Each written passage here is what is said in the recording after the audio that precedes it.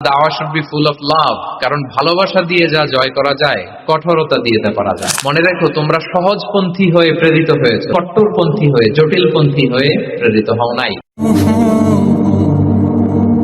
দাওয়া should be full of love. দাওয়া বললে এটার সাথে লাভ থাকতে হবে, লাভ, ভালোবাসা। ভালোবাসা দিয়ে আপনি মানুষের হৃদয় জয় করতে হবে। আমরা দায়ীরা অনেক সময় বেশি জাজমেন্টাল হয়ে যাই।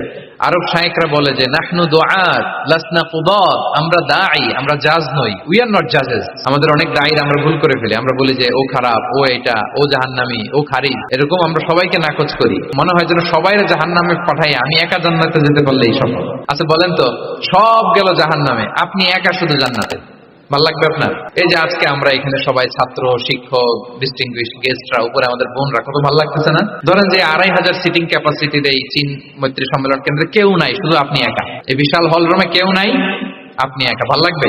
সবাইকে জাহান্নামে পাঠিয়ে শুধু আমি জান্নাতে গেলে এটা আমার ভাল লাগবে না। ওই জান্নাতে আমরা কিভাবে আমাদের জান্নাতের দলকে ভারী করতে পারি, এই চেষ্টাটা আমাদের বেশি বেশি করতে হবে, কি বলেন? তাহলে দাওয়া should be full of love, কারণ ভালোবাসা দিয়ে যা জয় করা যায় কঠোরতা দিয়ে তা পারা যায় না।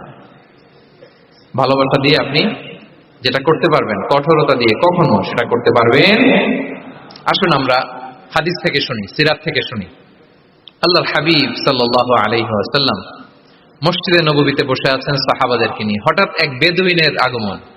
বেদুইন মানে যার মধ্যে নগর জীবনের কোনো নিয়ম কানুন সে দেখেনি, জানে না, বোঝে না। সিভিলাইজেশন বলতে যেটা বুঝি, ভদ্রতা, কার্টিসি, ম্যানার, এটা সে শিখেনি। এরকম এক বেদুইন অনেক দূর পল্লী থেকে মদিনার মসজিদে নববীতে এসেছে, কিন্তু সে ইসলাম ধর্ম গ্রহণ করেছে, মুসলিম। তো মসজিদে ঢুকে সে 2 রাকাত নামাজ পড়তেছে। এসে যে রাসূলকে সালাম দিবে, কথা, ওই কার্টিসিটাও নাই। রাসূল সাল্লাল্লাহু আলাইহি ওয়াসাল্লাম বসা ওইদিকে সাহাবাদের নিয়ে, সে তার মতো এসে এক জায়গায় মসজিদের সাথে তার উট বেঁধে সে 2 রাকাত নামাজ পড়ে দোয়া করতেছে আল্লাহর কাছে। কি দোয়া জানেন? দোয়ার মধ্যেও কাটিছি নাই। দোয়াতে বলে, ইয়া আল্লাহ, আল্লাহুম্মা আরহামনি ওয়ারহাম মুহাম্মাদা ওয়ালা তারহাম মা'ানা আহাদা। মানে আল্লাহ, তুমি শুধু আমারে রহম করো আর মুহাম্মদ সাল্লাল্লাহু আলাইহি ওয়াসাল্লামের রহম করো, আমাদের সাথে আর কারোর রহম করো না তুমি। বেদুইন, তার মধ্যে আদাবু দোয়া, দোয়ার যে একটা এটিকেটস আছে, এটা তো তার জানা নাই।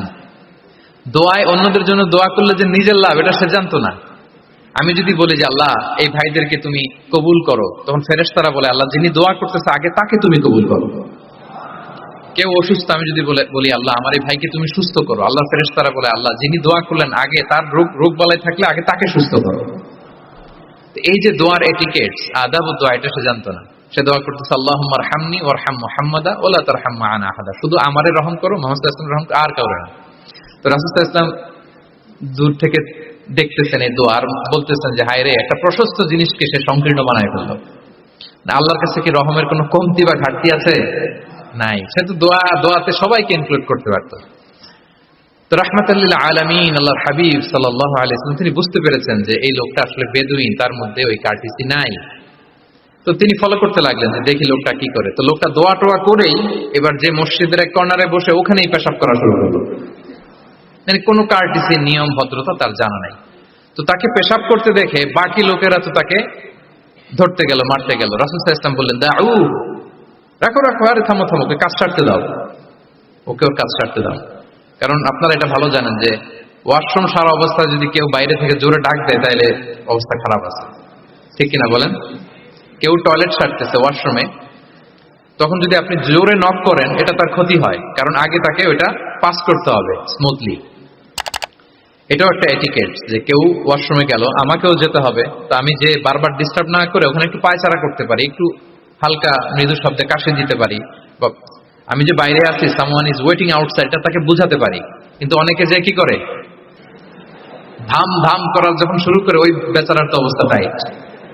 এটা যেন আমরা না করি, এই শিক্ষাটা কিন্তু এই হাদিস থেকে পাই। রাসূল সাল্লাল্লাহু আলাইহি ওয়াসাল্লাম বললেন, দাউ দাউ, রাখো রাখো, আরে ছাড়ো ছাড়ো, ও তো ইউরিন পাস করতেছে, রাখো, ওটাও সারুক, আগে সারুক, আমরা পরে ডিল করি। তো সবাইকে তিনি থামালেন, ও সারলো।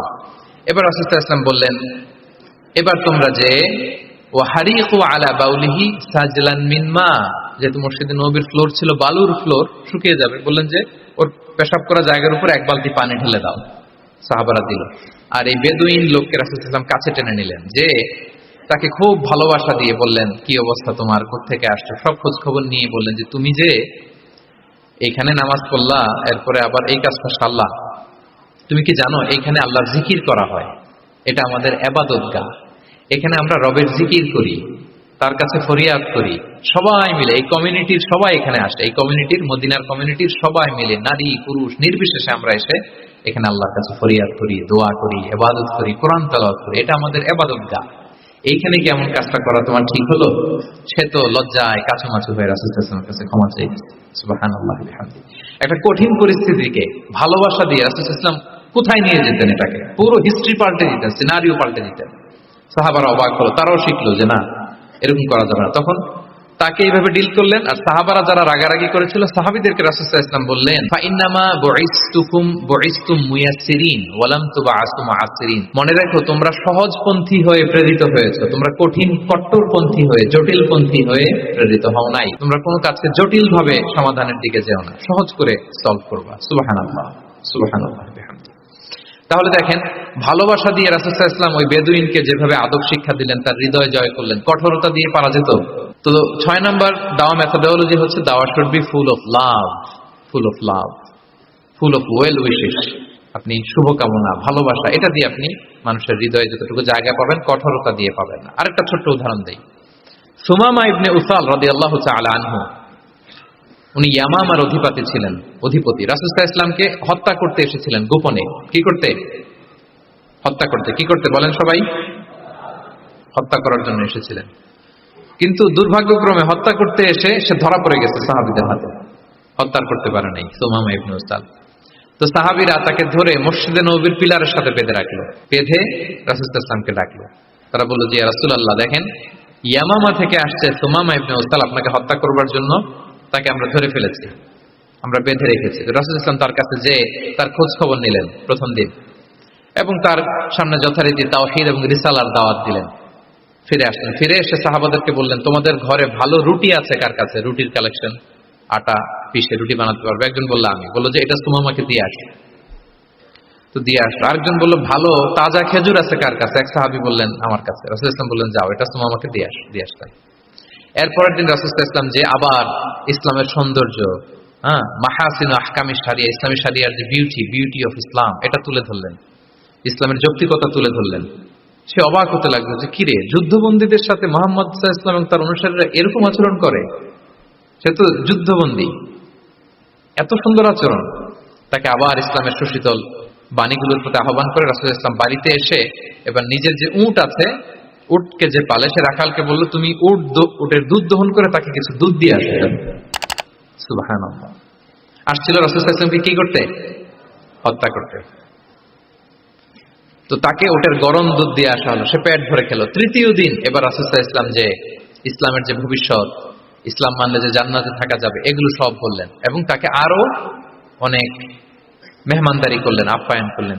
3 দিন যখন রাসূল সাল্লাল্লাহু আলাইহি ওয়াসাল্লাম ইসলামকে তার সামনে এভাবে প্রেজেন্ট করলেন, আপ্যায়ন করলেন, ভালো আচরণ দেখালেন, সে অবাক হয়ে গেল। আল্লাহ তাআলা তার হৃদয়টাকে নূর দিয়ে আলোকিত করে দিলেন। 3 দিন পর রাসূল সাল্লাল্লাহু আলাইহি ওয়াসাল্লাম সাহাবীদেরকে ডেকে বললেন, যাও সুমামা ইবনে উসালের হাত পা গুলো যে রশি দিয়ে বেঁধে রেখেছো ছেড়ে দাও, রশিগুলো খুলে দাও। সাহাবারা বলেন কি ইয়া রাসূলুল্লাহ, সে তো খুনি, সে সুযোগ পেলেই তো অ্যাসাসিনেট করতো, তার রশি, হাতের রশি খুলে দিত, আপনাকে মেরে ফেলবে। আল্লাহ রাসূল সাল্লাল্লাহু আলাইহি ওয়াসাল্লাম বললেন, না, আমি যা জানি তোমরা সেটা জানো না, যেটা বলেছি তাই করো। মসজিদে নববীর পিলারের সাথে তাকে যে বেঁধে রেখেছো, রশি খুলে দাও, হাত পা খুলে দাও। আল্লাহর হাবিব সাল্লাল্লাহু আলাইহি ওয়াসাল্লামের নির্দেশ মোতাবেক সাহাবারা ওনার হাত খুলে দিলেন, পা খুলে দিলেন। সুমামা ইবনে উসাল কারোর সাথে কথা না বলে, তার বাড়ি তো ইয়ামামা, সেখানেও ফিরে গেলেন না, অন্য কোনো শহরেও গেলেন না। তিনি মদিনা থেকে অনতি দূরে একটা খেজুরের বাগান আছে, ওখানে কুয়া আছে, উনি যে ওই কুয়ার পানি দিয়ে গোসল করলেন। গোসল করে পবিত্র হয়ে মসজিদে নববীতে রাসূল সাল্লাল্লাহু আলাইহি ওয়াসাল্লামের কাছে ফিরে আসলেন, আর এসেই ঘোষণা দিলেন, আশহাদু আল্লা ইলাহা ইল্লাল্লাহ ওয়া আশহাদু আন্না মুহাম্মাদার রাসূলুল্লাহ। সুবহানাল্লাহ, সুবহানাল্লাহ। তিনি বললেন যে আমি সাক্ষ্য দিচ্ছি আল্লাহ ছাড়া কোনো ইলাহ নেই, আরো সাক্ষ্য দিচ্ছি যে মুহাম্মদ আপনি আল্লাহর প্রেরিত বান্দা এবং রাসূল। এবার তিনি বললেন, মুহাম্মদ, আপনার চেহারার চাইতে অপছন্দের চেহারা পৃথিবীতে আর দ্বিতীয়টা আমার কাছে ছিল না, কিন্তু আজকের পর থেকে আপনার চেয়ে প্রিয় চেহারা, আপনার চেহারার চেয়ে প্রিয় কোনো চেহারা আমার কাছে আর নাই। ইসলামের চেয়ে অপছন্দনীয় ধর্ম আমার কাছে আর ছিল না, কিন্তু আজ থেকে ইসলামের চেয়ে পছন্দনীয় কোনো ধর্ম আমার কাছে নাই। মদিনার চেয়ে অপছন্দের শহর আমার কাছে ছিল না, তো আজ থেকে মদিনার চেয়ে কোনো প্রিয় শহর আমার কাছে নাই। সুবহানাল্লাহ। উনি গমের বড় ডিলার ছিলেন, গম ব্যবসা করতেন। উনার থেকে গম নিয়ে মক্কায় মুশরিকরা চলতো। তিনি ঘোষণা দিলেন, আজকে থেকে আমার এলাকার কোনো গম মক্কায় যাবে না। এবার মক্কাবাসী পড়ছে বিপদে, গম ছাড়া তো তারা খেতেও পারবে না। তারা আল্লাহর হাবিব সাল্লাল্লাহু আলাইহি ওয়াসাল্লামের কাছে চিঠি লিখে পাঠালেন যে, মুহাম্মদ, তোমার এই যে নতুন অনুসারী, সে যদি গম না দেয় আমাদের তো অবস্থা খারাপ। তুমি দয়া করে এই গমের সাপ্লাই আবার যাতে সে চালু করে তুমি একটু বলে দাও। আল্লাহর হাবিব সাল্লাল্লাহু আলাইহি ওয়াসাল্লাম আবার সুমামা ইবনে উসালকে বলে দিলেন, আবার সে সাপ্লাই চালু করলো। সুবহানাল্লাহ ওয়া বিহামদিহি। এবং তিনি প্রথম তালবিয়া পাঠ করে উমরা করেছে। তাহলে দেখেন, আসলো খুনি হয়ে, আসলো কি হয়ে? খুনি হয়ে, আর ফিরে গেল